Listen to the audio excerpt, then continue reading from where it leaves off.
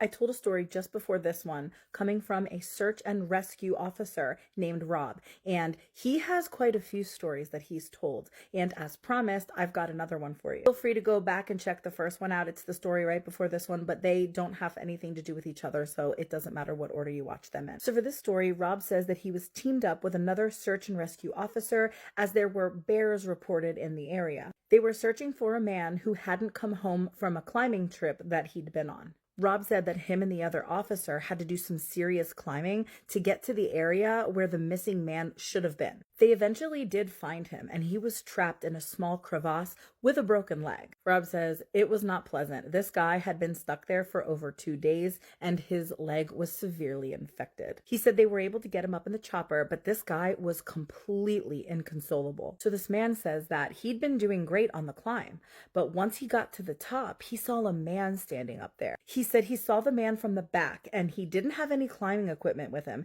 and he was wearing a parka and ski pants. He said that he walked up to the man, and when the man turned around, he had no face. He said that where a face should have been was just blank. And this freaked that guy out so much that he hightailed it out of there, and he started frantically climbing back down the mountain to get away from this guy. And that's why he fell. And if that experience isn't horrifying enough, once this guy is now stuck and wedged with a broken leg, he said all night long he could hear that thing. He said this thing would scurry up and down right past where this poor guy was wedged, and it kept emitting these horrible, muffled screams. This man was so thankful to make it out of there and has no idea what the heck that thing could have been. So the next story that he tells involves a young woman that got separated from her hiking group. He said they were out really late looking for her until the dogs finally picked up her scent. They found this woman curled up underneath a rotted log, and her shoes and her backpack were missing. He said this woman was clearly in shock, but they were able to finally get her up and have her walk with them back to their base. On their way back, she kept turning around and looking over her shoulder and kept asking them, "Why is that big man with black eyes following us?" Rob said they couldn't see anyone, so they were just writing it off as some symptom of her being in shock. But the closer they got to the base, the more agitated she got. She kept saying to Rob, "Please make him stop making faces at me." At one point, she turned around and yelled into the forest for him to leave her alone. She even would scream, "You're not going to take me, and I'm not going to give them to you," as in not going to let them take the rescuers. So they finally get her to just keep moving, and then all of a sudden, all of them start to hear these really crazy sounds coming from all around them, every direction. Rob describes it as sounding kind of like coughing, but more rhythmic and deeper. He said it was almost insect-like, and he doesn't really know how else to describe it. Then Rob says that once they got within sight of this base, she turns around and looks at him, and her eyes are huge. He said bigger than he can imagine anyone could make their eyes, and he says to tell you to speed up. He doesn't like looking at the scar on your neck. Rob says he does have a small scar at the base of his neck, but it was covered by his collar. He has no idea how she would know it was there. Rob said as soon as she got done saying that to him, he heard that weird insect-like coughing sound right inside his ear, and it just made him about jump out of his skin. He said he tried to keep it cool and calm and collected, but he rushed her back to that base, and he has never been so happy to get out of the woods. What do you guys think about those two stories? Yeah, no thank you. There are a couple other stories from Rob, and I'll definitely be posting those, so stay tuned. If you have a creepy story of your own, I would love to hear it. Please submit it to the email in my bio. Spooky Storytime. A follower named Lily sent me this story, and we're going to call it Husband, Sister, or Mimic. Lily says that her husband works second shift. He leaves the house around 12:45 to catch the ferry and is usually home around 11:50 p.m. She says that while he's at work, she's at home with her 4 kids, just chilling most of the time. She says that one night around 8:30 p.m. she lays her babies down and she goes into her room, and she wants us to know that their rooms are directly across from each other. Around 9:30 p.m. she's in her room again, relaxing, scrolling on TikTok, and she hears, "Hey babe," coming from the living room. She says that the tone, the mood, the voice, everything that came from that statement sounded exactly like her husband. So she kind of rolls her eyes and she's like, ugh, what does he want? I just got comfortable. And as soon as she gets up, she realizes it's 9:30 p.m. Remember, her husband doesn't get home till about almost midnight. She checks his location and sure enough, he's at work. She's stunned because she's like, I know what I heard. Moments later, she hears, babe, but like an aggravated voice. And she said the voice sounded very upset. So she walks to the hallway and she's just staring at the hallway, expecting to see her husband maybe come out. Maybe he left work a little bit early. Who knows? But again, it's impossible because his location is at work. She ended up falling asleep and she ends up forgetting about this whole situation. One night, her sister comes over and she leaves the house about 10:15 p.m. where she makes sure she locks the doors. She turns off all the lights. She walks into her bedroom. As soon as she crosses that doorway, she hears, Lily, I forgot my bag. Can you please come help me find it? This time, she's absolutely positive that she locked the doors and there's no way that her sister got into the house without a key. Her sister does not have a key to her house. So that now is 2 instances. The last one that really freaked her out, and personally freaked me the hell out because I'm a mom, So one night, she is chilling. It's about 11 p.m. and she's waiting for her husband to get home from work. She's sitting in a big fluffy chair watching TV, and behind her is the hallway to the bedrooms.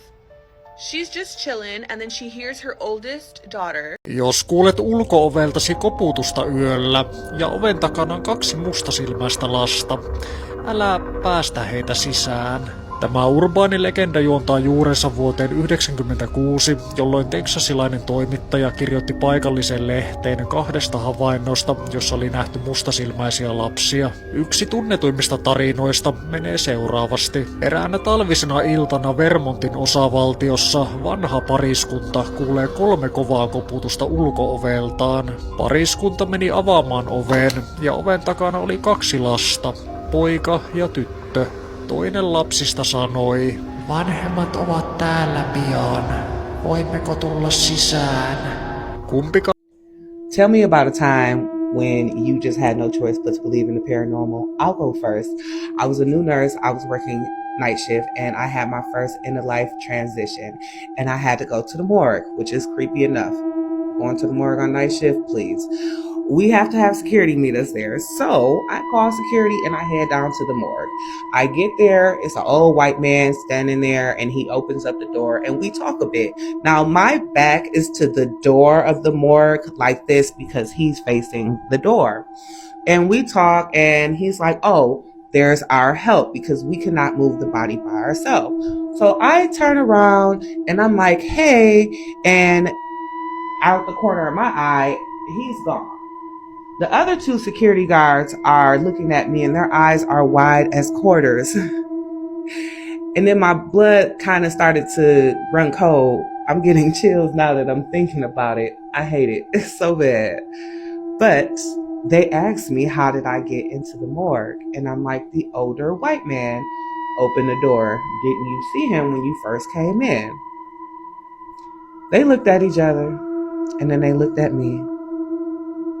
And they told me that there was no white man working that night, let alone an older white man. Tell me your story.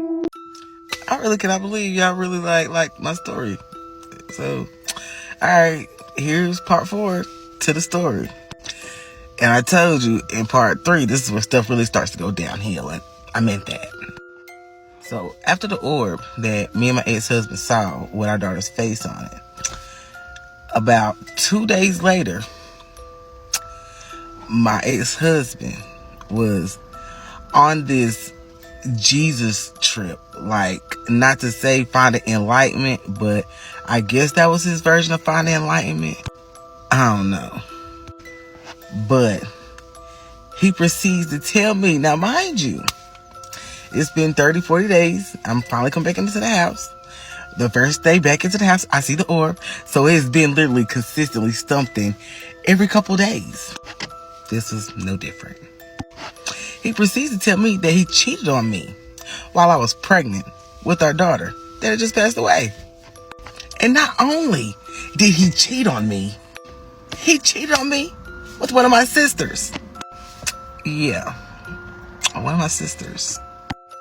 Now, mind you, I had asked him if anything was going on with him and this particular sister of mine while I was pregnant.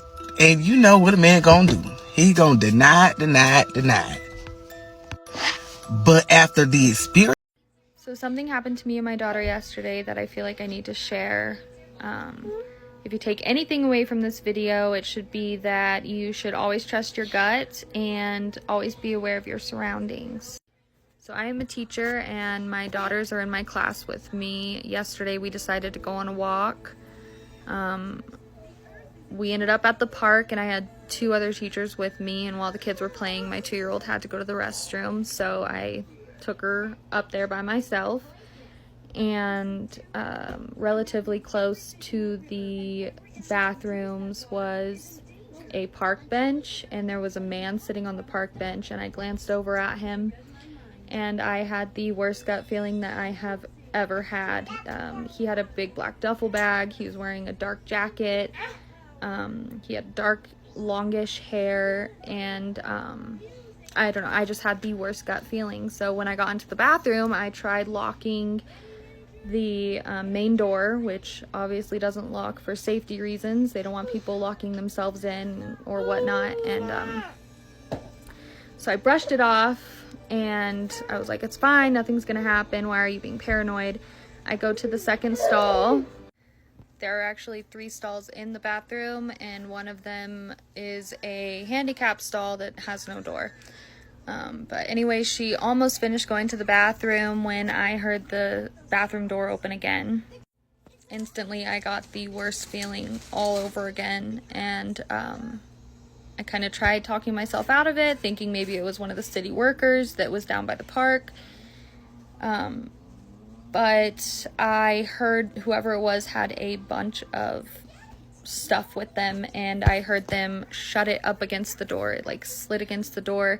Hey friends, if you want to hear something scary, don't scroll. So I've decided in the wake of the end of this app, I'm going to unleash all of my scary stories that I was saving for you guys. I mean, unless you follow my YouTube channel, and then you'll get everything. All of it. Soft Taco, the same name that I have on here. You can find me on basically all platforms as Soft Taco. So anyways, let's get into the story. So I was around 13 years old when this story took place, and this story revolves around me and my brother getting lost in the woods, which seems to be a reoccurring thing in my childhood. So me and my brother decided to go on a little hike in the woods, and there was like a trail behind our house. Not really technically behind our house, but it was like near our house. Okay, so like we were super familiar with the woods behind our house and the trail and whatnot. But this particular day, of course, we wandered off the trail out of curiosity and boredom. Yeah, and then we realized that we couldn't find our way back. We were fucked. We kept walking for, I think, another like 35 minutes. Clearly in the wrong direction because we didn't know where we were. That's when we came across like an old Weird Spooky Christmas Stories. This was a demonic experience that changed his life. This is from a Reddit user who said he never believed in the paranormal nor his family's Christian beliefs till something happened in his teens that he says he will never forget.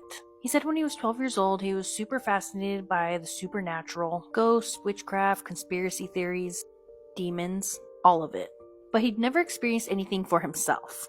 When he was 12 years old, his family was looking to buy a house, and there was one house that they were looking at, but his mom ended up seeing like a little girl looking through the window, and she was like, no way. So they ended up buying a house like a couple doors down. Right after they moved in, the previous owner shows up on their doorstep and was like, hey, just so you know, my mom unalived in this house and sometimes shows up, but don't worry, she's friendly. Later, the family became friends with some of the neighbors who said that they actually lived in that house that they first looked at where the mom saw the ghost girl in the window. They said it was extremely haunted by a malevolent man and a little girl.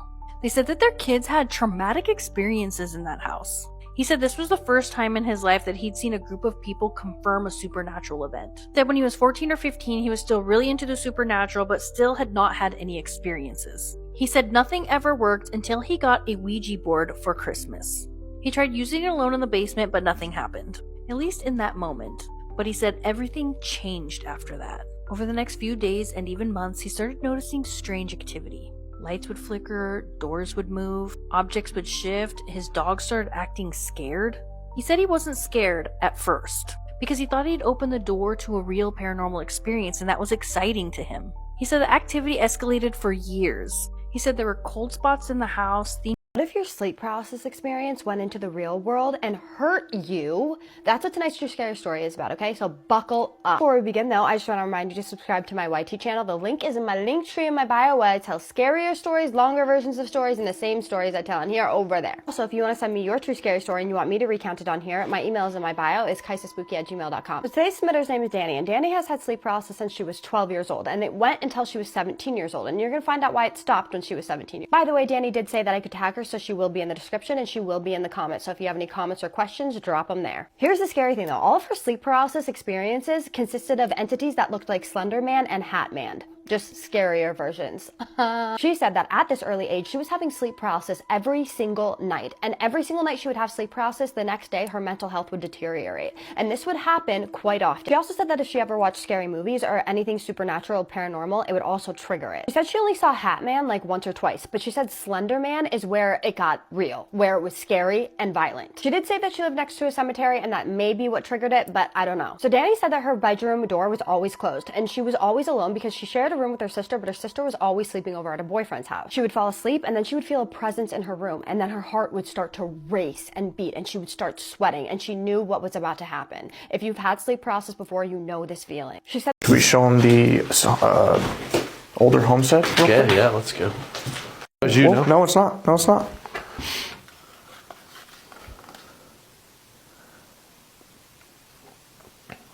Was that you? Yeah, that's on either side. It went to both. Yeah. So story time. I promise you will be entertained, but if you start the story, please stay till the end. So when I was 5 years old, my entire family was killed in a car crash, and I was the sole survivor. When I turned 18, I decided to move out of state for college because I didn't really have any friends or family in the area anyway. I ended up going to Massachusetts. When I got there, I didn't really know anybody. It was a totally new environment. It was unfamiliar. It was kind of scary, but eventually I met a guy at the school. He was really nice. We started dating. Eventually we got a place together and we lived in that house together for 3 years and we were happy the whole time. Like, he's very, very sweet, very caring, very loving. You know, I just didn't feel alone for the first time and it was absolutely wonderful. But around the 3-year mark, I started going through something. I started not to feel good. So obviously my first guess was pregnancy, so I took a pregnancy test, but that wasn't it. I was having like headaches and stomach aches and feeling nauseated all the time, feeling like extra sleepy, but it wasn't really like life-ruining symptoms. So I just started doing like ginger for the nausea and like soup if I had a tummy ache, you know, a little bit of Excedrin if I had a headache, you know, whatever, you make it work.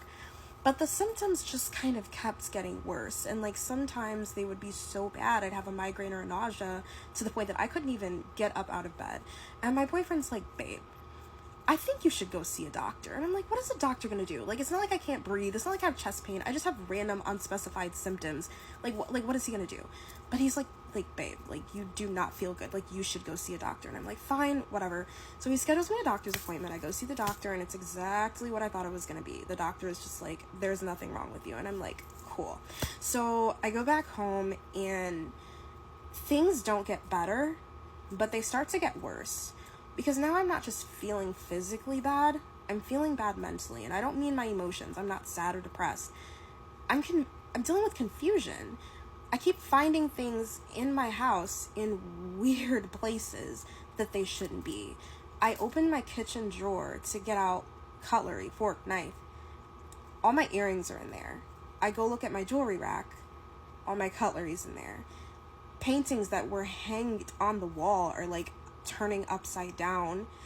And at first I'm just like, okay, you know, whatever, these things are very bizarre, but they're not really frightening. Like, I'm just trying to make this logical or reasonable in any way that I can.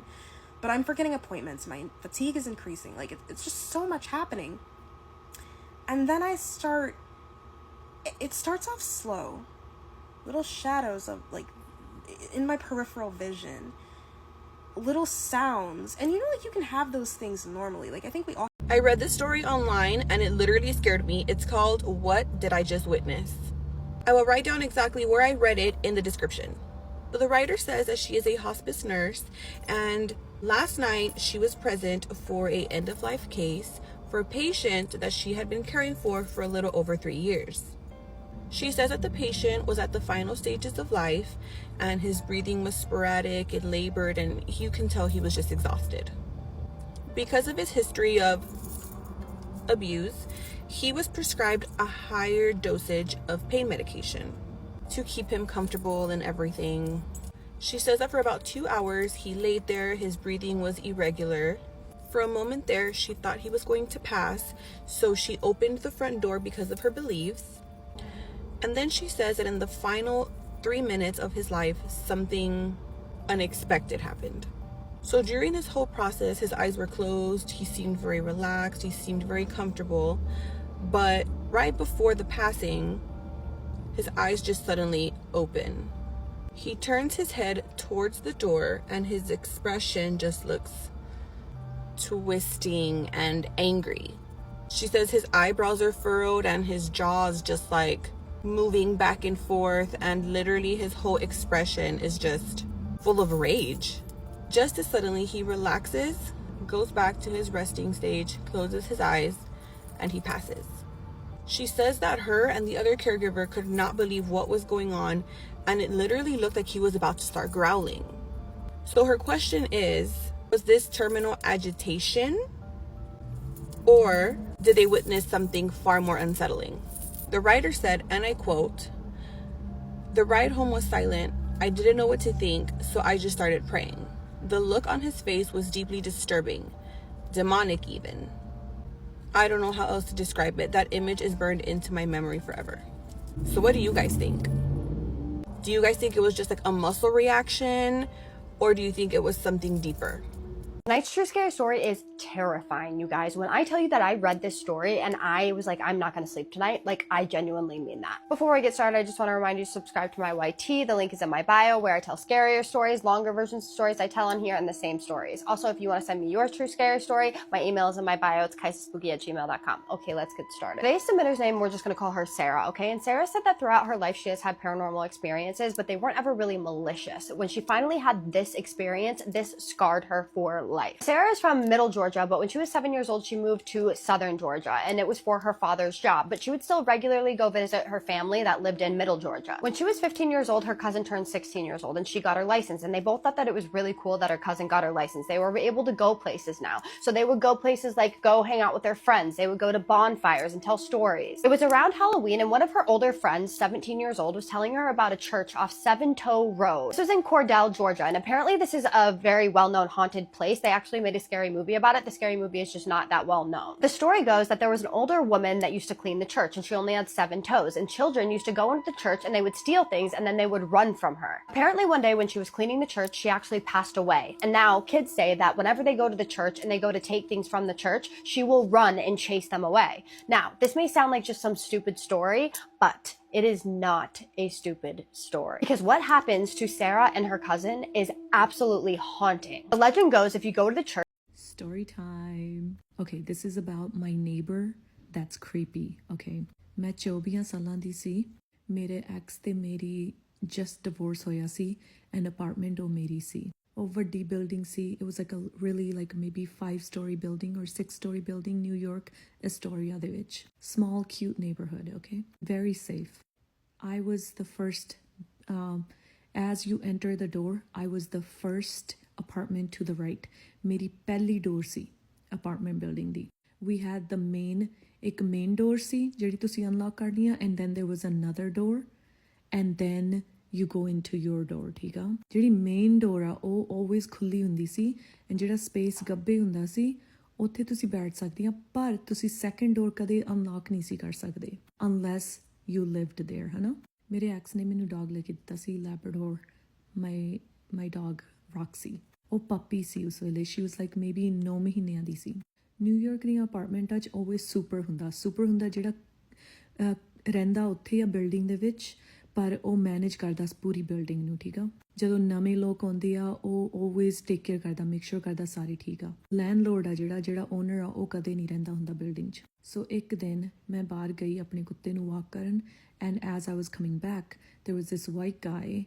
He was like ਬਹੁਤ tall C, he was like maybe like 6'3", 6'4", European ਲੱਗਦਾ ਸੀ। ਉਹ ਬਾਹਰ ਖੜਾ cigarette ਪੀਂਦਾ ਸੀ ਮੇਰੀ building ਦੇ। ਮੈਂ ਉਹਨੂੰ ਕਦੇ ਦੇਖਿਆ ਨਹੀਂ ਸੀ। ਮੈਂ ਉਹਦੇ ਮੋਹਰੇ ਪਾਸ ਹੋਈ, ਉਹ ਕਹਿੰਦਾ hey I'm your new neighbor। ਮੈਂ ਕਿਹਾ ਮੈਂ ਕਦੇ ਨਹੀਂ ਦੇਖਿਆ ਇਹਨੂੰ। ਉਹ ਰਾਕਸੀ ਨੂੰ ਟੱਚ ਕਰਨ ਗਿਆ, ਰਾਕਸੀ ਨੇ ਉਹਦੀ ਫਿੰਗਰ ਤੇ ਬਾਈਟ ਕੀਤੀ। He was so creepy. He literally took his finger and went like this. It's okay. It's just a cut. I was like, ugh. We've got a vampire story on our hands. Spooky story time. A follower named Monica sent me the story and we're going to call it UPS Driver. So Monica says that she's been hearing a lot of vampire stories coming from New Orleans and she wants to be 100% clear that she is not from New Orleans. But she doesn't want me to say where she's from because she just... So she says that she's lived in this home for about 6 years and she owns a small business. So she's constantly getting packages from UPS and it's always the same driver doing the same route. She did say the driver's name and his name is Alex. One particular day she was expecting a large order. She gets it. Alex rings the doorbell. She's like, hey, and he has a few packages with him. She grabs them, puts them inside her house. He has one that's not extremely big, but it was pretty heavy. So he has it on the dolly, and because Monica has said that she's known Alex for a while now, she said, hey, mind putting that inside my house? Didn't wait for him to answer. She just kind of kept walking, opens the door. He has the dolly, but he kind of just stands there at the doorway. She's talking away and she asks if he wants a water because it's very hot. She turns around and Alex is still at the entryway. So she's like, do you mind putting the box right here? And he's like, oh yeah, it's very hot. Of course, yes, if I can. This isn't really my story to tell, but I was kind of involved in it, and the whole thing has my head messed up, okay? I'm not gonna use anybody's real names, so for the sake of the story, we're gonna call this person Ava, okay? When I tell you this girl has been through something straight out of a horror movie, but like in a way where you're sitting there going like, no, that sounds like, you know, like that could actually happen. I'm not exaggerating because it actually happened. Okay, so here's what happened. Ava lives about 30 minutes from me, okay? We're not best friends, but we talk enough that, like, she'll call me when something weird happens or whatever.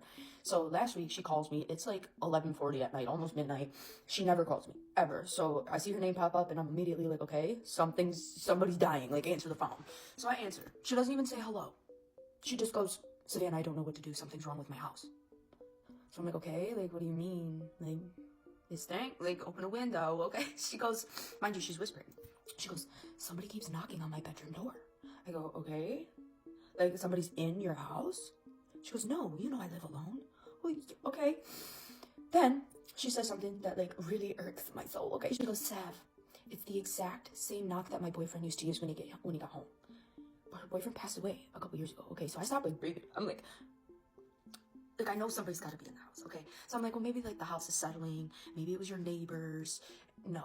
Ava's boyfriend, ex-boyfriend, had this, like, dorky little rhythm that he would use anytime he surprised her. It was, like, 2 quick knocks and 1 knock. So she says that, like, this is exactly what she heard, and now she's freaking out. I'm freaking out. We're both whispering. Like, somebody can hear me on the phone, even though I'm in a completely different... Whatever. I tell her, okay, go into the hallway. Turn your camera on to see if anybody's there. She tells me I can't. Every time I open the door, it stops, and the second I close it, it starts again. At this point, I'm, like, pacing around my own house, like, feral panic mode. She goes, Sav, it's happening again, and I hear it that time. I hear it through the phone. I'm not kidding. Clear as day. 2 taps. Pause. Tap. My whole body locked up for her. I felt cold in places I didn't even know I could get cold. She's crying now. Whispering. She's like, I don't want to look. I don't want to see who's over there. I'm like, I'm trying to stay calm, but like, I kind of... What the fuck was that? Bro! What's going on around you? I don't know. I'm frozen. I am frozen. Did the window break? This is the scariest thing that's ever happened to me in my entire life, and I wasn't even planning on making a video today, but I feel like I need to get out of my system because I have been welling up with tears and having full body chills from being scared. If you know me in real life, that never happens to me, so I feel like I just need to get out of my system. So this is that story. This happened 4 years ago. I was a freshman in college and I was talking to this boy at the time, and he caught me when I was coming home for the weekend from college, and he asked if he could take me stargazing. I say yes. He picks me up. It's maybe 11, 12 o'clock at night. He drives me to the state park specifically because I had never been before. And specific to note about this state park next to my hometown, It isn't, when I say in the middle of nowhere, I legitimately mean in the middle of nowhere. The closest gas station is like multiple miles away. Nobody lives near there. Yeah, you get the gist. So we get there, he originally parks in front of this watchtower. We're walking up the watchtower. Something to note about me, you're gonna learn about 2 of my fears today.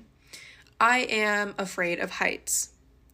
The tower starts shaking from the small amount of wind, and I immediately am like, hey, I don't like this. We're about halfway up. I don't like this. Let's go down.